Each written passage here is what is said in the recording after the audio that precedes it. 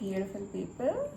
I'm Aditi and welcome to the house of Aditi, and I hope you're doing great, that you're having great lives, and I hope you're just enjoying yourself despite the scorching summer. I also hope that you're hydrating yourself and that you're taking good care of yourself. And today we will talk about something जिसके बारे में मुझे honestly नहीं पता था कि ऐसा भी कुछ exist करता है, like what the actual I did not know कि emotional addiction जैसी भी कोई चीज़ होती है. As deep as I'm trying to go in my journey of healing myself, मुझे पता चला कि we can actually be addicted to destroying ourselves. Like सब कुछ अच्छा चल रहा होता है, घर में सब अच्छा है, रिलेशनशिप में अच्छा है, जॉब में अच्छा है, तो एक अनकंफर्टेबल सी फीलिंग होती है कि यार ये कुछ गड़बड़ है, कुछ तो सही नहीं है, ये पक्का तूफान के पहले वाली शांति है. एंड देन वी इंटेंशनली या sometimes unintentionally and up doing something जिससे वो शांति भंग हो जाए. And this is the kind of pattern जिसके बारे में आज हम बात करेंगे. तो ये जो मैंने अभी बोला ना कि सब कुछ अच्छा चल रहा होता है फिर भी हम कुछ ना कुछ करके शांति भंग कर देते हैं, इसके लिए एक वर्ड है, इसको कहते हैं कंफर्टेबल टॉक्सिसिटी.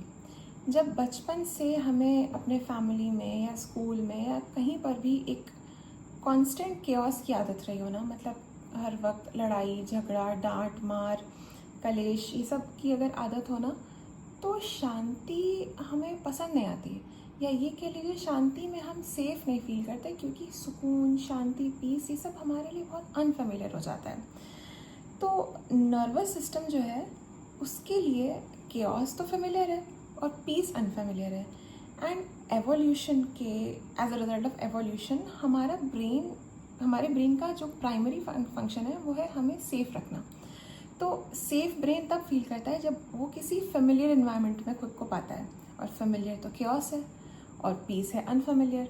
तो इसीलिए हमारा ब्रेन हमें इंस्ट्रक्ट करता है कि ये जो सुकून है this is not good and you need to just put an end to this सुकून.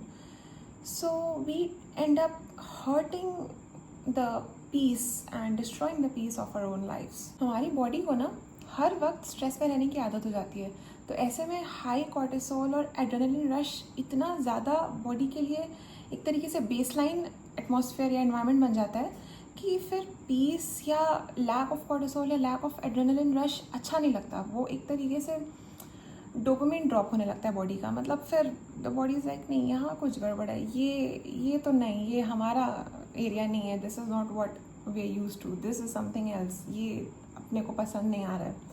तो ऐसे में हम क्या करते हैं, किसी स्टूपिड एक्स को टेक्स्ट कर देते हैं, अपने पार्टनर के साथ कोई फालतू की लड़ाई स्टार्ट कर देते हैं, फैमिली में कोई पुरानी सी बात को लेके कलेश कर देते हैं. एंड हमने ना अपने आसपास इस तरीके के लोग देखे होते हैं, अच्छा खासा सब कुछ चल रहा होगा, कुछ ना कुछ करके सब खराब कर देंगे. वो त्यौहार के टाइम पे कुछ ना कुछ करके घर का माहौल ख़राब कर देंगे. एंड कभी कभी तो यार we are ourselves that person जो कि दूसरों की या अपनी ही खुशी भंग कर रहा हो. तो फिर ऐसे में बहुत ज़रूरी है कि हम पहली बात तो प्रॉब्लम को एक्नॉलेज करें कि असल में ये हो क्यों रहा है. May be it's not like कि हमारा माइंड एलर्जिक है, कि हमारे माइंड को पसंद ही नहीं है पीस. इट्स जस्ट जब कोई चीज़ मिली ना हो तो आपको पता कैसे होगा कि वो फील क्या होता है. प्रॉब्लम ये है. इस पॉइंट पे कुछ चीज़ें रियलाइज़ करने की ज़रूरत है. पहला ये कि जब हमारी लाइफ में बहुत लंबे केओस के बाद पीस आता है ना, तो we begin to feel homesick for something which is not even our home. फिर हम ना केओस को मिस करने लगते हैं. फिर हमें लगता है कि जैसे अगर रिलेशनशिप में सब अच्छा चल रहा है और केओस नहीं है, तो हमें लगता है कि मतलब रिलेशनशिप में स्पार्क नहीं है, तुम हमें पहले जैसे प्यार नहीं करते, इस तरीके की बातें आने लगती हैं. सेकेंड रियलाइजेशन ये कि हम अक्सर स्ट्रेस को बीइंग अलाइव, मतलब being stressed and being alive को हम अक्सर सिनोनिमस तरीके से लेने लगते हैं. मतलब हमें लगता है कि अगर हम किसी चीज़ के बारे में स्ट्रेस ही नहीं ले रहे, सब कुछ अच्छा चल रहा है, तो मतलब हम तो लाइफ में मीनिंगफुल कुछ कर ही नहीं रहे. तो ये भी एक मेजर रियलाइजेशन है जिसको हमें ज़रूरत है कि हम एक्नॉलेज करें that this is wrong, this is not true. Third realisation है कि इसको कहते हैं प्री मेच्योर डिस्ट्रक्शन. मतलब कि कभी हमें ऐसा लगता है कि अगर हम ज़्यादा खुश हो रहे हैं तो फिर हमें ज़्यादा दुखी भी होना पड़ेगा, तो हम ऐसे में क्या करते हैं ना कि हम खुशी जब बहुत ज़्यादा होने लगती है उसको अपने ही हाथ से ख़त्म कर देते हैं कि मुझे दुख नहीं चाहिए। इसी तरीके के लोगों को होता है avoidant attachment. This is a whole lot different video, I talk about attachment style some other day. But इसी तरीके के जो लोग होते हैं ना प्रीमेच्योर डिस्ट्रक्शन वाले, उन्हीं में अवॉइडेंट अटैचमेंट स्टाइल पाया जाता है। मतलब कि खुश होने से पहले, खुशी आने से पहले ही खुशी को ख़त्म कर देना, which makes no sense, but this is actually what people are doing. This is actually what people do. हमने प्रॉब्लम की बात कर ली, हमने देख लिया कि ये होता क्यों है, ये क्या होता है, सब हमने डिस्कस कर लिया। तो now we will talk about the solution कि इसे फिक्स कैसे करें। तो सबसे पहली चीज़ यहाँ पर ये आती है कि सुकून को, शांति को बोरिंग समझना बंद करना पड़ेगा। हमारा ब्रेन कोई भी चीज़ रिपीटेशन से सीखता है। तो हमारे ब्रेन में जब पहली बार सिग्नल आए कि यार बोरिंग, पीस, मज़ा नहीं आ रहा है, नो कॉर्टिसोल, नो एड्रेनलिन, तो वैसे में ब्रेन को ये बताना ज़रूरी है कि it is okay to exist without chaos. Lack of chaos does not mean danger. Lack of chaos means peace. जब कभी भी कुछ ऐसा हो और अपने आप को सेल्फ सैबोटाज का अर्ज है, tell your brain everything is fine, everything is safe, it's okay, we can enjoy this peace is familiar, this peace is safe. Keep doing this, make it a practice, trust me, this works. Second way to, sorry for the camera angle, I hope this is better, it is, yeah.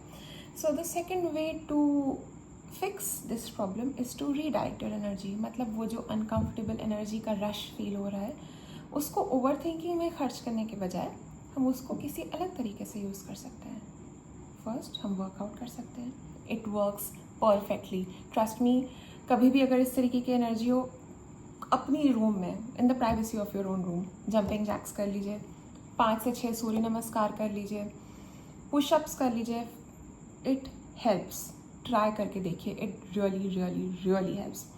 Second है, अपने आप को किसी भी तरीके का constructive challenge दे सकते हैं आप, लाइक इतनी देर में मुझे ये करना है, anything to keep you away from that overthinking. आप कोई बुक पढ़ सकते हैं। And this one another thing that you can do which really helps is अपने कमरे की सफाई।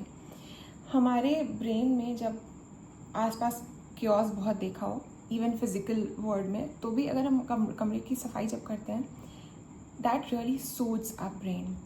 And learning a new language is another thing that you can do. This helped me a great deal. I started learning French whenever I would spiral, and I have made good progress. So yeah, this is the second way to snap out of this labyrinth.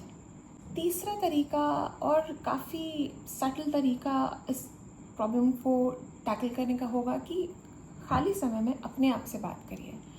Tell yourself that you are out of the war zone.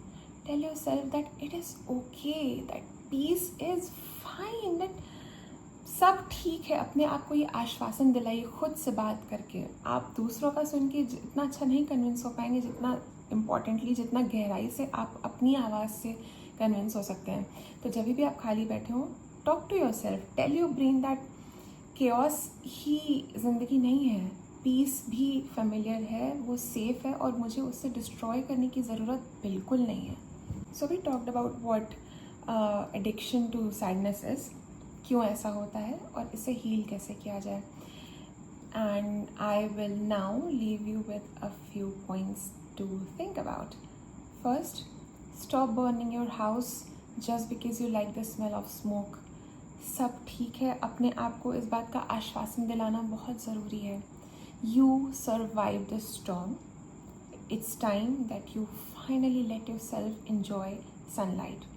Please remind yourself that peace is the beginning of healing. Peace is the presence of life, not the absence of it.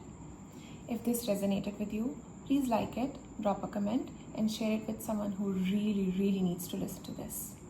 Bye.